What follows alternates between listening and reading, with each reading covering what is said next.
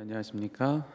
오늘 사순절 새벽기도회 17번째 날로 모였습니다. 오늘도 하나님께서 주시는 은혜가 우리 모두에게 넘치기를 바랍니다. 다 함께 찬송하시겠습니다. 370장 찬양을 함께 부르십니다. 370장입니다.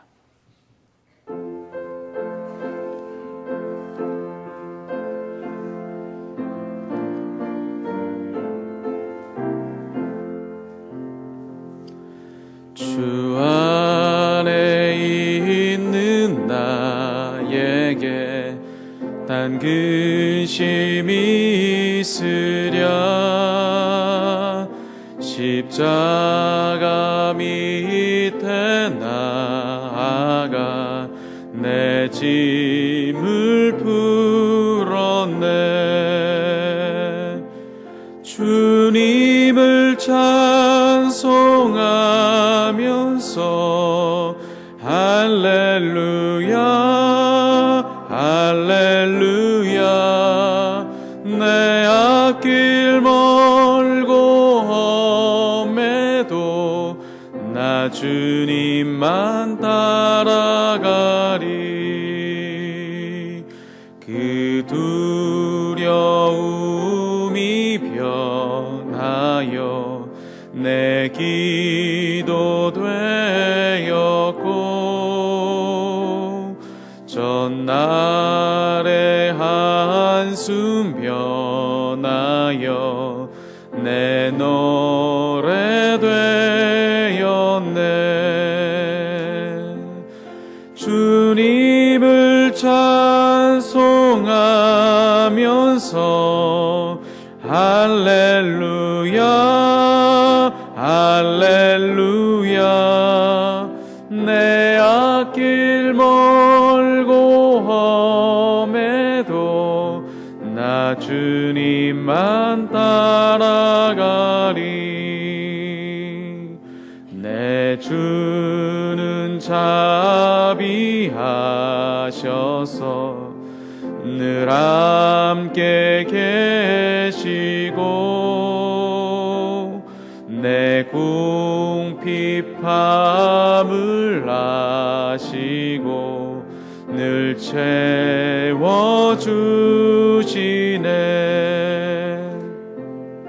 주님을 찬송하면서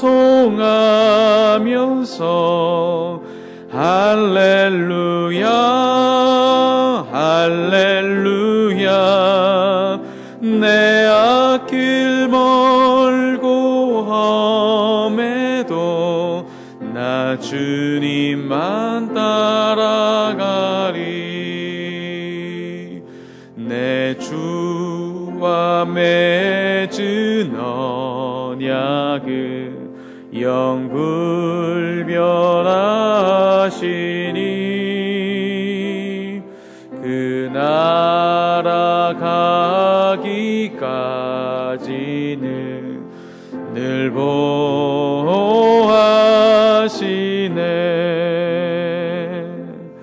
주님을 찬송하면서 할렐루야 할렐루야. 내 앞길 멀고 험해도 나 주님만 따라가리.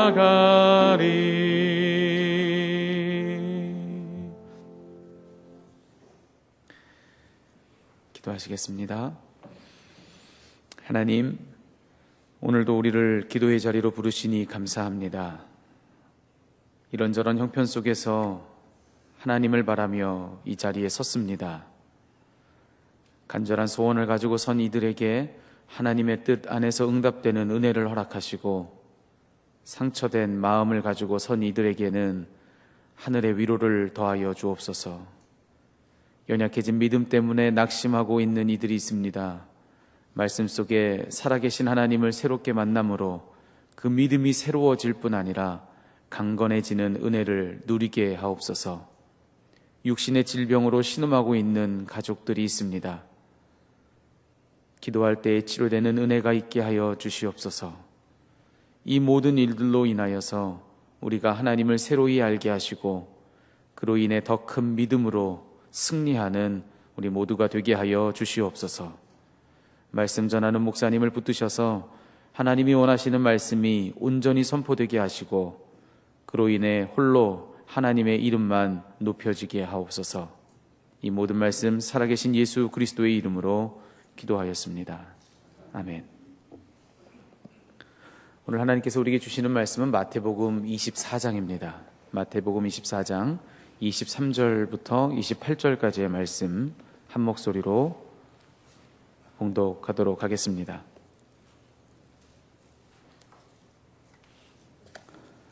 그때에 누가 너희에게 말하기를 보시오 그리스도가 여기 계시오 혹은 아니 여기 계시오 하더라도 믿지 말아라.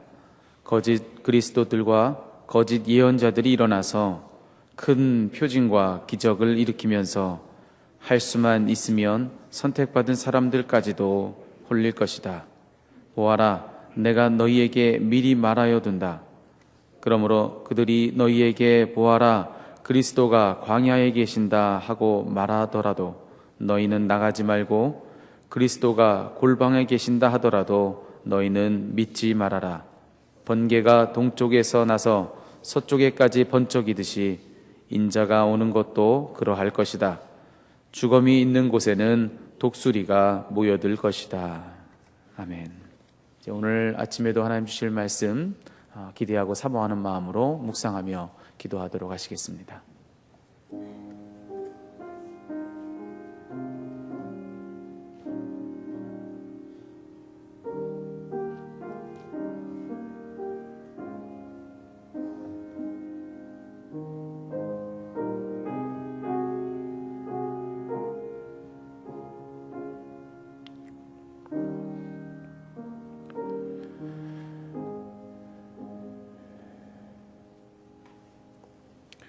이 아침에도 우리에게 새 생명 주신 주님께 감사를 드립니다.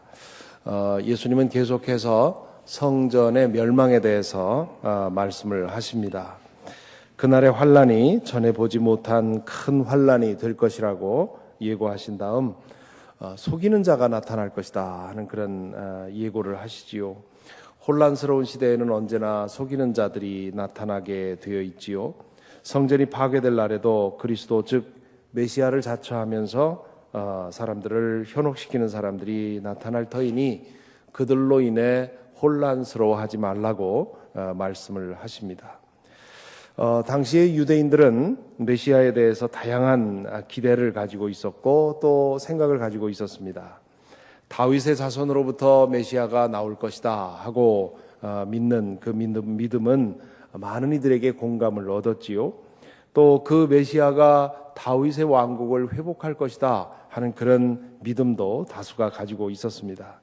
하지만 다수의 공감을 얻지 못하는 그저 이런저런 사람들이 믿는 그런 믿음도 없지 않았습니다. 예컨대 메시아는 나타나면 광야에 나타날 것이다 하는 그런 믿음이 있었고요. 그래서 유다라는 사람이 예수님 오시기 전에 유다라는 사람이 나타나서 메시아 운동을 일으켰는데 그로 인해서 빌라도에게 아주 잔혹하게 징벌을 당했는데 그때도 광야로 사람들을 데리고 나갔습니다. 광야가 메시아를 상징하는 것으로 많은 사람들에게 인식이 되어 있었기 때문이지요. 또 어떤 사람들은 메시아가 나타나면 숨겨져 있을 것이다. 누구도 알지 못할 것이다. 뭐 그렇게 믿는 사람들도 있었습니다. 그래서 광야에 보라 그리스도가 골방에 있다 하는 말은 이제 그런 믿음을 반영하는 말씀이지요. 하나님께서는 구약 성경에 예언자들을 통해서 메시아에 대해서 예언의 말씀을 주셨습니다. 유대인들이 하는 일 중에 가장 그들이 좋아하는 일 중에 하나가 구약 성경을 연구하면서 메시아에 대해서 주어진 예언들을 찾아내는 일이었습니다. 그러면서 그것들을 결합시켜서 메시아가 이렇게 될 것이고 이런 일을 할 것이고 하는 그런 얘기들을 그런 얘기들을 많이 하게 됐지요. 그런데 그 과정에서 어떤 것은 놓쳤고 또 또 어떤 것은 메시아의 예언이 아닌데도 메시아의 예언인 것처럼 오해하게 되었지요. 메시아에 대한 예언인데 메시아에 대한 예언이 아니라고 생각했던 그 대표적인 말씀이 이사야서에 나오는 여호와의 종의 노래지요. 이 이사야서 53장을 비롯해서 종에 관한 노래가 나오는데 예수님이 이전엔 그 누구도 이 종의 노래가 메시아에 대한 예언이라고 생각을 하지 않았습니다. 왜냐하면 그 종이 죽게 되지 않습니까? 그런데 예수님은 나중에 예수님의 말씀과 행적을 보면 이 종의 노래가 메시아에 관한 노래였고 가장 중요한 말씀이었다고 예수님이 그렇게 생각을 하셨지요. 유대인들이 예수님의 정체를 알아보지 못한 이유가 여러 가지 있습니다만은 그 중에 하나가 여기에 있습니다. 그들은 자신들 스스로 만든 어떤 틀에 예수님이 이렇게 맞아주기를 바랬습니다. 그들의 좁은 소견으로 찾아낸 이 구약의 예언들을 가지고 예수님을 평가하게 되었지요.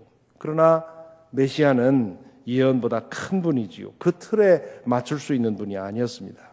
구약의 예언들은 메시아에 대해 지극히 작은 것을 말할 뿐이었습니다. 그들은 예수님을 자신들의 틀에 맞출 것이 아니라 자신들이 가지고 있는 틀을 예수님에게 맞추었어야 합니다. 메시아이신 예수 그리스도는 모든 예언을 뛰어넘는 분이기 때문이지요. 예수 그리스도, 그분은 어떤 고정된 물질이 아닙니다. 모든 기대와 예상과 틀을 넘어서는 분이지요. 구약의 예언도 그분을 다 담지 못합니다. 신에 관한 어떤 이론도 그분을 설명하지 못합니다. 우리가 예수 그리스도에 대해서 제대로 알려면 모든 선입견과 판단을 내려놓고 자신을 열고 그분 앞에 서야 합니다. 그리고 그분이 당신을 드러내 주시는 대로 그분을 알아가야 하지요. 마치 거대한 계곡을 탐험하는 것과 같다 할 수 있습니다. 굽이굽이 갈 때마다 상상도 못했던 그런 절경이 나타나지요. 기가 막힌 풍경을 보게 되면 이거보다 더 대단한 건 없겠지 생각을 하는데 좀 더 들어가면 그것과는 비교 안 되는 또 다른 모습이 나타나서 놀라게 하지요. 그것처럼 예수 그리스도는 한없이 크신 분입니다. 우리가 가지고 있는 어떤 틀 속에 가둘 수 있는 분이 아니지요. 거짓 예언자 그리고 거짓 그리스도에 대해서 경고하시면서 예수님은 24절에 보면 큰 표징과 기적을 일으키면서 할 수만 있으면 선택받은 사람들까지도 홀릴 것이다 라고 말합니다. 다시 말하면 표징과 기적을 행하는 것만으로는 그 사람이 그리스도인지 예언자인지를 판단할 수 없다고 하시는 것입니다. 꼭 기억해 둘 말씀입니다. 지난 2000년 동안의 역사를 보면 많은 이들이 표징과 기적에 현혹당했기 때문입니다. 보통 볼 수 없는 그런 놀라운 일을 일으키면 혹은 놀라운 그런 구변을 듣게 되면 우리는 너무도 쉽게 그 사람에게 현혹을 당합니다. 놀라운 일을 일으키는 능력이 바로 그 사람의 진정성, 그 사람의 영성을 보증하는 것이 아닌데도 놀라운 일을 보는 순간 그 사실을 잊고 자신을 내어주게 되지요. 표징과 기적으로 말하자면 예수님은 누구보다도 더 대단한 능력을 나타내셨습니다. 하지만 그것은 그분이 그리스도라는 사실을 증거하는 충분한 증거가 되지 못했습니다. 예수님 자신이 기적을 그런 방식으로 사용하지를 않았습니다. 오직 고난 중에 있는 사람을 돕기 위해서만 이적을 일으키셨지요. 기적으로서 자신의 정체를 증명해보라는 바리새파 사람들의 요청을 받고는 나는 요나의 기적밖에 보여줄 것이 없다고 거절하셨습니다. 하나님의 사람이냐 아니냐는 그 사람에게 얼마나 능력이 많으냐에 의해 결정되는 것이 아니라는 뜻입니다. 그것은 하나님의 사람이냐 아니냐 하는 것은 하나님의 뜻에 순종하고 있느냐 아니냐에 의해 결정되는 것이지요. 갈릴리에서 수많은 이적을 행하신 주님은 지금 우리가 몇 주 동안 보고 있고 또 앞으로 보겠습니다마는 예루살렘에서의 한 주간 동안에는 기적을 행하지 않으십니다. 물론 첫날 성전 뜰에서 몇몇 병든 사람들을 고치셨지만 그 이후로는 더 이상 그런 능력을 드러내지 않으십니다. 그분에게 이제 남은 과제는 하나님의 뜻에 순종하는 것이기 때문입니다. 오늘날에도 자신을 메시아로 자처하는 사람들도 있고 또 하나님의 예언자로 선전하는 사람들도 있습니다. 많은 사람들이 만일 이적을 보고 그게 진짜인지 아닌지를 판단한다면 틀림없이 우리는 그 사람들에게 속아 넘어갈 것입니다. 굳이 메시아 혹은 예언자를 자처하지 않더라도 표징과 기적을 선전하고 그런 것을 강조한다면 마땅히 의심해 보아야 합니다. 그런 사람들은 결국 마각을 드러내게 되어 있습니다. 이적이 일어나지 않는다는 말은 아닙니다. 어떤 사람들은 속임수를 쓰기도 하지만 또 어떤 사람들은 부정할 수 없는 그런 놀라운 이적이 일어나게 하는 그런 경우가 있습니다. 그 현상을 우리가 왜 그렇게 되는지 설명할 수 없지만 그런 일이 일어나는 것은 분명합니다. 하지만 그것이 그 사람이 하나님의 사람이라는 것을 절대적으로 보증하지는 않는다는 것이지요. 무당이나 점쟁이들 속에서도 얼마든지 우리가 설명할 수 없는 이적은 나타나게 되어 있기 때문입니다. 우리가 참된 믿음을 원한다면 하나님과 그리스도에 대한 우리의 선입견을 내려놓는 것도 중요하지만 이적과 기사를 추구하는 것도 조심해야 합니다. 겉으로 드러나는 일들에 현혹되지 말아야 합니다. 그 사람의 말과 행동을 꿰뚫어 보아서 정말 하나님의 뜻에 순종하고 있는 사람인지를 보아야 합니다. 하나님의 뜻에 순종하고 있는지 아닌지를 어떻게 알 수 있습니까? 주님처럼 자꾸 낮아지려고 하는지, 섬기려고 하는지, 자신을 내어주려고 하는지, 자꾸 물러서려고 하는지, 하나님의 영광을 가로채려고 하는 것은 아닌지, 그런 것을 보면 저 사람이 주님 하나님에게 속한 사람인지 아닌지를 알 수가 있습니다. 여기까지 묵상하고 나니까 이게 다른 사람 말이 아니라 바로 저 같은 사람을 우선 두고 하는 말인 것이 분명합니다. 그래서 좀 두렵습니다. 제가 거짓 예언자의 반열에 서는 것은 아닌지 두렵습니다. 제가 하나님의 사람으로 살고 있는지 돌아보게 되지요. 사람들을 현혹시키는 놀라운 일들을 꿈꾸지 않고 오직 하나님의 뜻에 순종하는 것으로 살아가기를 힘쓰고 있는지 두렵습니다. 제가 그렇게 살 수 있도록 기도해 주시기를 바랍니다. 저만이 아니라 목회자로 부름받은 우리 교회 안에만이 아니라 모든 목회자로 부름받은 사람들이 놀라운 일, 이적과 기사, 사람들을 현혹시키는 그런 일들을 꿈꾸지 않고 오직 하나님의 뜻에 순종하는, 더 낮아지고 더 섬기고 더 자신을 내어주는 그런 일을 꿈꾸는 것으로 꿈꾸도록 기도해 주시기 바랍니다. 그래야 교회가 변화되고 또한 교회로 인해서 세상이 변화될 수 있습니다. 동시에 여러분 자신을 위해서도 기도하시기 바랍니다. 하나님의 사람을 제대로 알아볼 눈을 구하시기 바랍니다. 오늘날에도 표징과 기사 혹은 신기한 언변과 구술로 현혹하려는 사람들이 끊임없이 나타나고 있지 않습니까? 거짓 예언자들이 틈을 타지 못하게 하려면 평신도들이 깨어 있어야 합니다. 그것이 자기 자신을 지키는 것이고 또한 교회를 구하는 길입니다.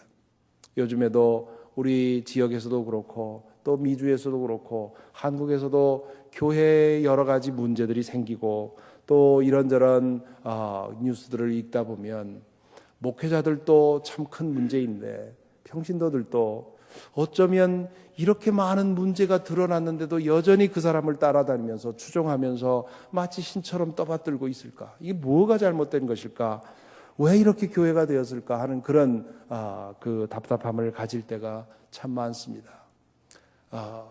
분명히 그 여러 가지 이유가 있겠지만 가장 큰 이유는 오늘날의 사람들이 하나님의 뜻을 찾는 사람을 찾기보다는 뭔가 화려하고 드러나고 자신의 욕망을 충족시켜주는 그런 사람을 찾기 때문에 하나님의 사람이 아닌 증거가 너무도 분명한데도 그 사람의 가는 길을 추종하고 열광하고 있는 것 아닌가 그런 생각이 듭니다. 모쪼록 저와 여러분 우리 모두가 하나님께서 찾는 그런 사람들로 바로 서 있게 되기를 바랍니다. 그 다음에 예수님은 이어서 인자의 도래에 대해서 말씀을 하시지요. 이제 내일 그리고 그 다음 이틀 동안 보게 될 종말에 관한 재림에 관한 말씀으로 넘어가는데 그 넘어가는 전환구가 27절 28절입니다. 번개가 동쪽에서 나서 서쪽에까지 번쩍이듯이 인자가 오는 것도 그러할 것이다. 죽음이 있는 곳에는 독수리가 모여들 것이다. 인자에 대해서는 지난 토요일 날 이미 말씀을 드렸습니다. 예수께서 당신 자신을 가리킬 때 가장 자주 사용하신 칭호가 인자라고 했습니다. 그것은 예수님의 인성을 가리키는 말이 아니라 하나님께서 영원한 나라의 통치권을 받아서 하나님께로부터 영원한 나라의 통치권을 받아서 영원히 다스릴 영원한 왕에 관한 말이라고 하는 것을 말씀을 드렸지요. 인자가 오는 것도 그러할 것이다 라는 그 말 속에서 다니엘서 7장 13절의 말씀, 즉 내가 밤에 이런 환상을 보고 있을 때에 인자 같은 이가 오는데 하늘 구름을 타고 와서 옛적부터 계신 분 앞에게로 나아가 그 앞에 섰다 하는 말씀이 생각이 납니다. 예수님은 장차 당신께서 하나님으로부터 영원한 나라를 이루기 위해서 오실 것이라고 말씀을 하고 계십니다. 예수님은 이 땅에서의 사역을 다 마치고 하나님의 보좌 우편으로 올라가실 것입니다. 그리고는 하나님이 정하신 때가 되면 다시 오셔서 새 하늘과 새 땅을 이루어 주실 것입니다. 그것을 가리켜서 우리가 재림이라고 부르지요. 헬라어로 파루시아라고 부르는데요. 2000년 전에 육신을 입고 오신 것이 초림이라면 영원한 왕으로 다시 오시는 것은 재림입니다. 예수님이 이 땅에 육신을 입고 이루시는 일들이 전부가 아니라는 것이지요. 예수님은 인간에 불과한 것이 아니기 때문에 하나님의 아들로서 그분이 이 땅에서 이루실 일이 있지만 또한 하나님의 보좌 우편에서 이룰 일도 있습니다. 그 모든 것이 완성되는 것이 재림이지요. 재림은 마치 번개가 동쪽에서 나서 서쪽까지 번쩍이듯이 일어날 것이라 말합니다. 광야에 있다고 해서 그곳으로 가야 하는 게 아니라는 말이지요. 인자가 임하시면 온 세상 사람들이 같은 시간에 그것을 알아볼 수 있는 방식으로 이루어진다는 뜻입니다. 이것은 우리가 사는 이 3차원 공간 안에서 일어나는 일이 아니라 3차원 공간이 하나님의 차원으로 바뀌는 사건입니다. 하나님 나라는 지구 먼 어느 공간에 있어서 우리를 향해서 뚫고 들어오는 것이 아니라 지금 우리가 살고 있는 이 세계를 포함하고 있는 거대한 나라입니다. 그 나라가 지금 우리 눈에 보이지 않지만 성령을 통해서 그 나라의 임재를 보게 됩니다. 재림의 때가 되면 그 숨겨졌던 나라의 정체가 우리 안에 환히 드러나게 될 것입니다. 그렇기 때문에 이리저리 우왕좌왕할 겨를이 없는 거지요. 우리가 선 자리에서 그 나라가 드러나는 것을 보게 될 것입니다. 28절의 말씀은 당시의 속담이었습니다. 예수님은 당시의 속담을 사용해서 영적인 진리를 전해주시지요. 죽음이 있는 곳에 독수리가 모여들 것이다. 죽음이 있는 곳에 매나 독수리가 모여드는 광경을 보셨는지 모르겠습니다. 아마 영화를 통해서도 보셨을지 모르겠습니다만은 저는 실제로도 보았고 또 영화를 통해서도 본 그 이미지가 기억이 납니다. 정말 신기하지요. 마른 하늘에 아무것도 없었는데 짐승이 죽어 넘어지고 나면 얼마 후에 매나 독수리가 어디서 나타났는지 모여서 공중에서 선회를 합니다. 그것처럼 인자의 오심은 갑작스러운 것이 될 것이라는 것이요. 한순간에 일어나는 일이라는 뜻입니다. 그렇기 때문에 이리저리 우왕좌왕할 것이 없다는 얘기지요. 저는 젊은 시절 한때 이 재림의 교리를 기독교 교리에서 뺐으면 좋겠다 하는 생각을 했었습니다. 이 교리가 기독교 신앙의 품격을 많이 떨어뜨린다고 생각을 했습니다. 돌아보면 그때 그 생각에 그대로 머물러 있지 않았던 것이 얼마나 다행스러운 일인지 모릅니다. 제가 그 생각을 바꾼 것은 신학을 공부한 다음의 일입니다. 앞에서 지적한 것처럼 저는 예수님을 혹은 내가 믿는 기독교를 내 틀에 맞추고 싶었던 것입니다. 그랬더라면 저는 제 우상을 섬길 뻔했습니다. 신학을 공부하는 중에 이 문제를 붙들고 씨름하게 되었습니다. 나중에서야 재림의 교리는 기독교의 신앙의 품격을 떨어뜨리는 것이 아님을 알게 되었습니다. 제대로 알고 보면 재림의 교리는 기독교 신앙의 차원을 높여주는 것입니다. 기독교 신앙이 단순한 철학이 아니라 하나님 나라에 관한 소식이 되는 이유가 바로 재림의 교리로 확인이 되는 것이지요. 재림의 교리가 기독교 신앙의 품격을 떨어뜨린다고 생각한 오해한 이유는 재림에 대한 오해 때문에 그렇습니다. 재림에 대해서 말할 때 우리는 비유적인 언어밖에는 사용할 수가 없습니다. 재림의 사건은 우리로서는 상상할 수 없는 그런 신비의 사건입니다. 그것을 언어로 표현하고 보니 엉뚱한 오해를 불러일으키는 것이지요. 오늘의 말씀에서도 예수님은 비유만 사용하십니다. 도무지 직접적인 언어로는 묘사할 길이 없습니다. 묘사하더라도 우리가 이해할 방법이 없습니다. 그것을 그렇게 표현하는 것을 사실로 오인하고 동화책에나 나올 법한 그런 이야기로 재림을 설명하니까 기독교 신앙의 품격을 떨어뜨리는 것처럼 신화처럼 전설처럼 오해하게 되는 것이지요. 여러분은 어떻게 믿으십니까? 십자가에서 우리의 죄를 사하시고 죽은 자들 가운데 계시다가 부활하여 하나님의 보좌 우편에 앉아 계신 분이 온 세상을 심판하고 완성하실 것이라는 것이 여러분에게는 믿어지시는지요? 혹시 그것을 믿기에 주저하게 만드는 것이 여러분에게 있다면 아마 그것을 따져보면 필경, 성경에 나오는 말씀이나 비유를 오해한 까닭에 그럴 것입니다. 그것을 제거하면 그리고 그것을 그냥 비유로 받아들여서 하나님께서 예수 그리스도를 통해서 시작한 그 구원의 역사를 결국 완성시킬 것이라고 하는 그날에 대한 믿음을 전해주는 비유라고 생각을 하면 우리는 그것을 믿는데 아무 문제가 없을 것입니다. 재림을 믿는다는 말은 하나님의 창조를 믿는다는 말입니다.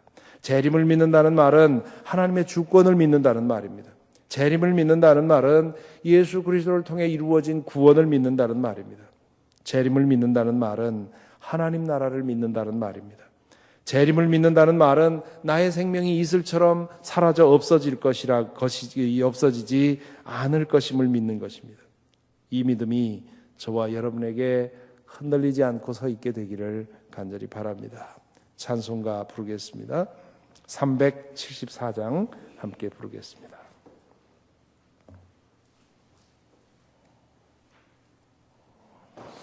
(374장)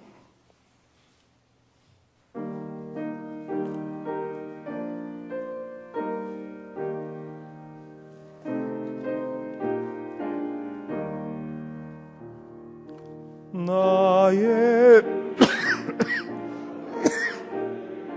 주가 붙드네 마귀 나를 꾀일 때 주가 붙드네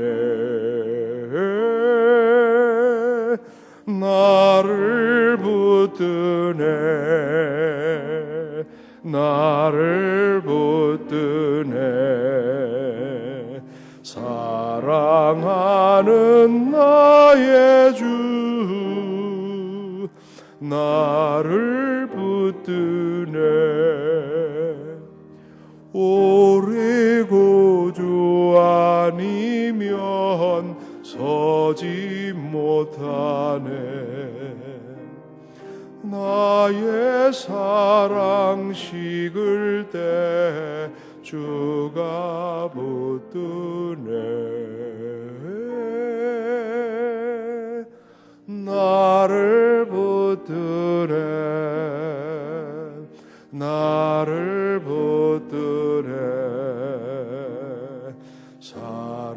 사랑하는 나의 주 나를 붙드네 나를 귀히 보시고 항상 붙드네 얻은 사람을 항상 붙드네. 나를 붙드네. 나를 붙드네. 사랑하는 나의 주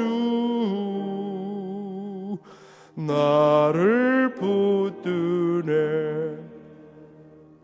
나의 영혼 약할 때 주가 붙드네. 피를 흘려 샀으니 주가 붙드네. 나를 붙드네.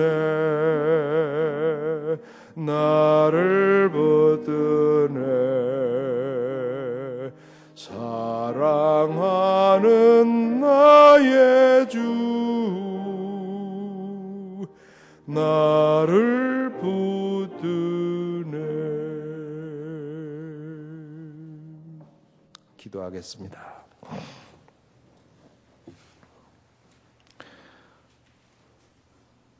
주님께서 오늘 또 우리를 붙들어 주십니다.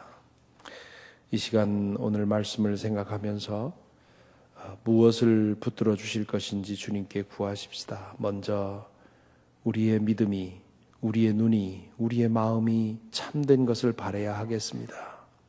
우리의 허황된 욕심을 구하다가 우리는 표징과 이적과 기사와 놀라운 언변을 구사하는 사람들을 그들로 인해 속아 넘어가게 됩니다.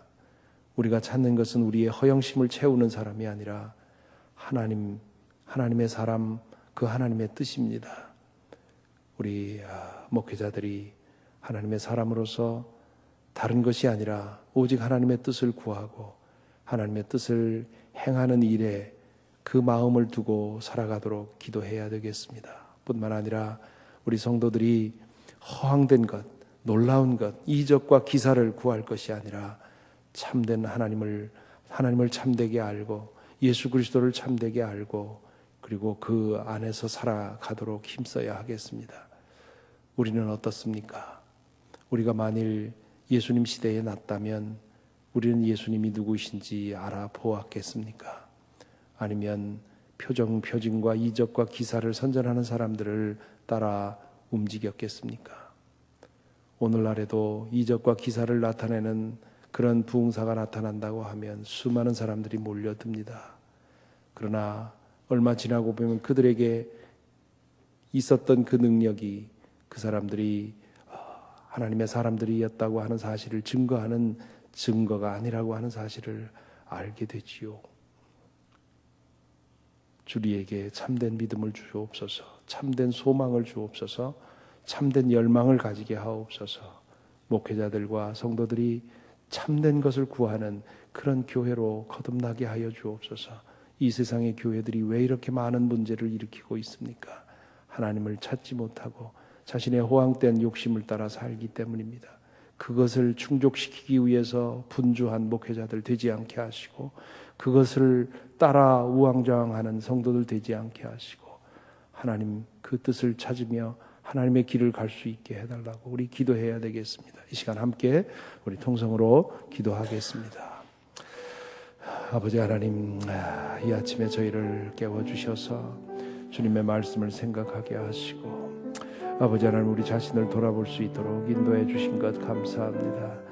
오 주님이여, 우리의 이 잘못된 마음, 우리의 이 바람난 마음, 우리의 이 허황된 마음을 주님 붙들어 주시옵소서. 오 주님, 우리가 참된 것을 바라게 하옵소서. 참된 것을 찾게 하옵소서. 우리의 눈이 바른 것을 보게 하여 주시어서 정말 하나님에게 속한 사람을 볼 수 있도록 인도하여 주시옵시고, 오 주님이여, 우리 모든 교회들이 그렇게 거듭날 수 있도록 인도하여 주시옵소서. 아버지 하나님, 외적인 성공과 외적인 위세와 화려하고 놀라운 것들을 추구하며 그것에 주님 그 온 마음을 드리는 목회자들 그리고 또한 교회들이 많이 있습니다. 아버지 하나님이여 모든 교회들을 깨워주시옵시고 모든 목회자들을 깨워주시며 성도들을 깨워주셔서 교회가 바른 길을 갈 수 있도록 인도하여 주시옵시고 그리하여 교회가 교회에게 주어진 일을 바로 감당할 수 있도록 오 주님이여 인도하여 주시고 우리를 붙들어 주시옵소서. 아버지, 오늘 우리의 공동의 기도의 제목은 미국의 도덕성 회복을 위해서, 조국의 안정과 평화를 위해서, 북한의 변화를 위해서, 그리고 정치적인 혼란을 겪고 있는 나라들, 특히 우크라이나라든가 이 어려움을 겪고 있는 나라들, 또 아랍권에 혁명이 일어나서 이 나라들의 그 진정한 평화가 오는가 싶었는데 그 혁명으로 인해서 정권이 뒤집어진 나라들 하나같이 어려움을 당하고 있습니다. 그런 나라들을 위해 우리 함께 소리를 내서 기도하십시다. 아버지 하나님 감사합니다. 이 시간 저희들 보내주셔서 이 나라를 위해서 중보하는 교회의 사명을 감당합니다. 아버지여 이 미국 땅을 주님 축복하시고 인도하여 주옵소서. 아버지 이 나라가 다시금 주의 영광을 드러내는 나라로 변화될 수 있게 하여 주옵소서. 오 주님이여 이 나라의 도덕성의 파괴와 또한 신의 믿음의 파괴를 봅니다. 오 주님이여 새롭게 회복시켜 주시옵시고 그렇게 회복되는 데 있어서 교회를 붙들어 주시고 사용하여 주시옵소서. 조국을 위해 기도합니다. 아버지 하나님 이념 분쟁으로 찢기고 갈긴 나라를 주님 축복합니다. 아버지여 인도하여 주옵소서. 조국을 붙들어 주셔서 안정을 찾게 하여 주시옵시고 화합하는 나라 되게 하여 주시옵시고 하나님의 영광을 위해 드러난 나라가 될 수 있도록 인도하여 주옵소서. 북한의 변화를 위해 기도합니다. 아버지 하나님 저 동토의 땅이 속히 녹아질 수 있도록 인도하여 주시옵시고 그 안에서 고통받는 우리의 동족들 아버지 하나님 그들이 행복을 얻을 수 있도록 주님 인도하여 주시옵소서. 어려움을 겪고 있는 나라들을 기억합니다. 정치적인 소요와 내란과 아버지 하나님 전쟁으로 인해서 어려움을 겪는 나라들이 있습니다. 오 주님이여 이 땅에 평화를 내려주옵소서. 오 주님이 이 땅에 평화를 내려주옵소서. 아버지 하나님 자신이 가꾼 그 나라의 그 나무의 열매를 자신의 손으로 따먹을 수 있는 그 평화를 그 안정을 주님 온 나라에 허락하여 주시옵소서.